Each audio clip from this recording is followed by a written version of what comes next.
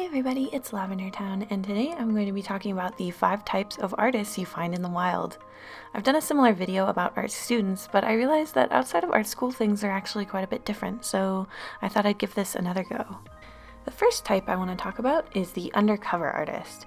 This is usually someone who hasn't let other people know that they're an artist, and so they try to kind of cover their sketchbook with their arm or not draw in public too often. They usually have to do it in between work or school or whatever else they're doing, and they just really don't want people to know for whatever reason. They're usually quite embarrassed of their art, and they just don't want to have to deal with people saying, hey, oh, did you draw that? Or can you draw me? But usually they can't keep it up the illusion for too long. Eventually someone is going to run into them, and they're just going to explode in a million tiny post-it note sketches, and the jig will be up.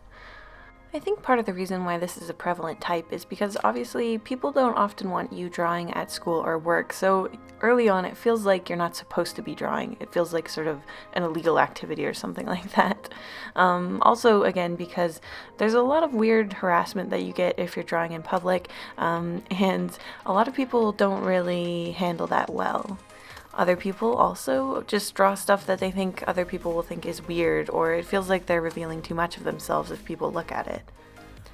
If you're this type and you wish that you could show your work to other people but you just feel too shy, I recommend getting a art Tumblr or showing your art on the internet sort of anonymously somewhere, and then you can get good feedback and hear what other people think of your work without actually having to stand there and show it to people you actually know, which obviously is really I guess frightening.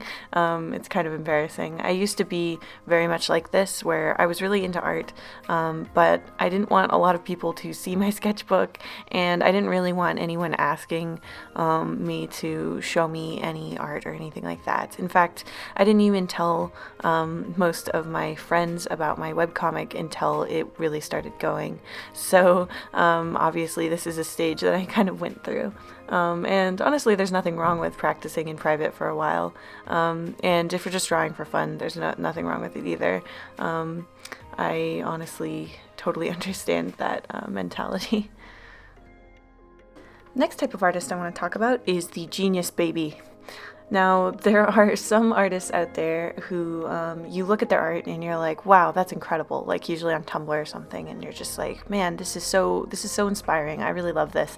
And then you go to their page and it says that they're like 9 years old or something, and I swear every time this happens to me I feel myself rapidly aging, like Mother Gothel at the end of Tangled. Like I just feel myself like just descending into the crypt, because nothing makes you feel more envious or old than having a little tiny elementary school kid be just brilliant at art. But this type actually is around, and it's really amazing.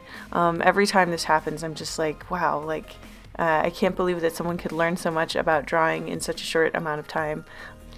Like, this started happening to me for the first time when I was like 13 or 14, and I already felt way too old every time it happened. Like, I think back on what my art looked like when I was 9, and it's all like pictures of Sasuke with his face like on backwards, and I'm just like, I don't understand how these incredible like New York Times ready editorial illustrations are coming out of these tiny hands. But if you're the type who gets bothered by this a lot, though, don't worry too much. It's just a head start, and it's a testament to how hard they're working, so we should really just encourage them regardless. The next type I want to talk about is the gallery artist. This basically includes any type of artist who doesn't want to become a commercial artist, like working for editorial illustration or making comic books or something like that. That's all considered a commercial art. Gallery art is, of course, the type of art where you want to get into a gallery, and the whole thing is a lot more complicated. There's a lot more networking required, and you really got to get a sort of aura around your work that's sort of mysterious and exciting in order for this to work. Basically, the gallery artist aspires to have people look at their work on big white walls and be eating canapes and drinking fancy wines. That is the end goal of the gallery artist. Usually they are kind of super fashionable in a very neutral way, like they wear a lot of blacks and grays, very well coordinated. They tend to like dark and bitter things like espresso and noir films and life. And they usually have work that's kind of hard to decipher for the average person. Either it's too simple or too complicated, and if you don't get it, you just don't get it. This is kind of required in gallery type exhibitions because the gallery world, the fine arts world, is really into postmodern sort of commentaries on things, and they like it to be really complicated. So if you're the type who wants to get into gallery, usually you have to do something sort of strange and avant-garde just to get people's attention. So this is the kind of thing that I could never understand when I was in art school. There were two types of people, really, like I said, the commercial people and the fine arts people. And I never really got the whole pull of doing gallery art. It seemed really stressful to me, especially because I didn't like trying to network with people and convince them that my art was really, really great. I mostly just wanted to entertain. But I totally see the point of this type of artist, and I think that it is important to have lots of different types of people in the art world. They usually get the short end of the stick when people are making fun of artists too, which is kind of unfair because I think while there are some artists who are just sort of pretending to be deep or whatever, there's a lot of these types of artists who really have something they want to say, and just because it takes a minute to figure out doesn't mean that it's not good art. The next type I want to talk about is the convention circuit artists. These guys are a bit weird, but they're really the secret geniuses of the art world because they've figured out a system in which they can get people to pay them a living wage for stuff that they'd basically be happily willing to do for free, and that is fan art. A lot of artists, in fact, I would probably say most artists get into art by doing fan art. Usually it's like an expression of love for a show that you really like or something like that. That's how I certainly started out. If you've seen my past videos, I've talked about how I used to trace Garfield because I loved it so much, and then Naruto got me back into art because I wanted to draw Naruto characters. I think it's a really common way into the art world, and a lot of us are kind of convinced that we have to give that up eventually, which some artists never have to do. Convention circuit artists figured out a way that you can basically go to a convention once a month and live comfortably for the rest of the year. It's really quite genius because basically what they do is they gather up a ton of fan art that they've drawn, they get it printed, and then they travel to all these different conventions around their area, and they're able to sell enough in the artist alley to support themselves, and it's really amazing.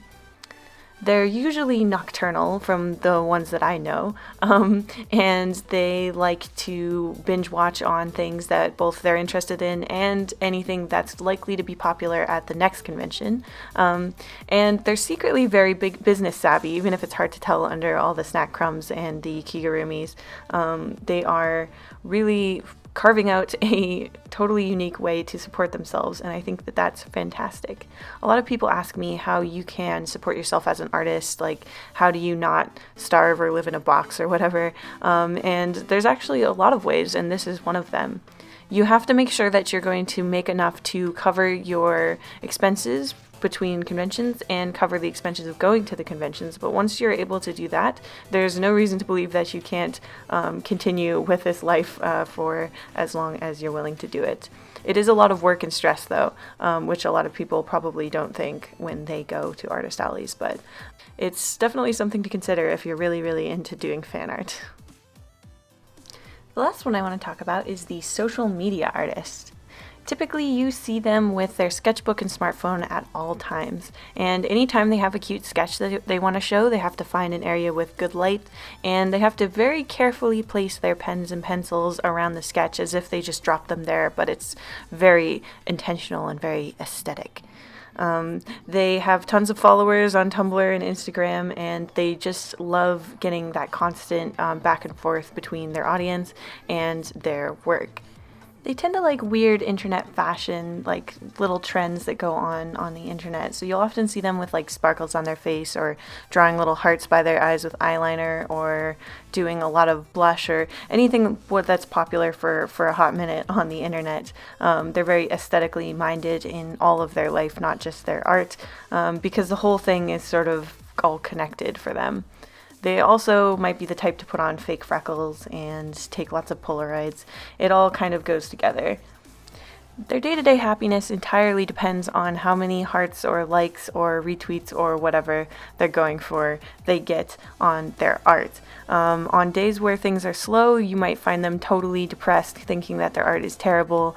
And then on days that are good, where something gets really popular, they're going to be just like beaming, because so much of what they value about their art has to do with other people's reaction to it. This is a trap, though. If you're the type to do this and you find yourself feeling really bad about your art just because it didn't hit some quota that you want to hit, maybe take a break from posting for a little bit and try to remember that you want to really be critiquing your art on its own merit and not being too hard on yourself if you're not getting the reaction that you want.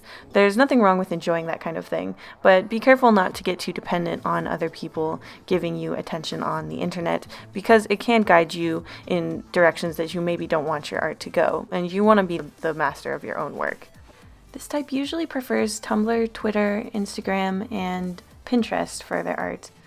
Some of the weirder ones make YouTube videos. Did you see yourself in any of these art types? If you did, let me know in the comments, and I will see you guys next week.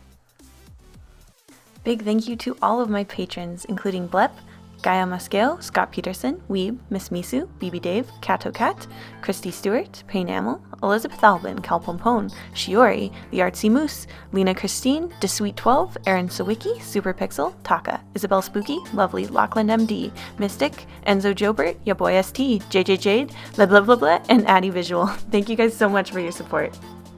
If you would like to become a patron and check out all the Patreon rewards, you can click the link in the end card or in the description box. Thank you again.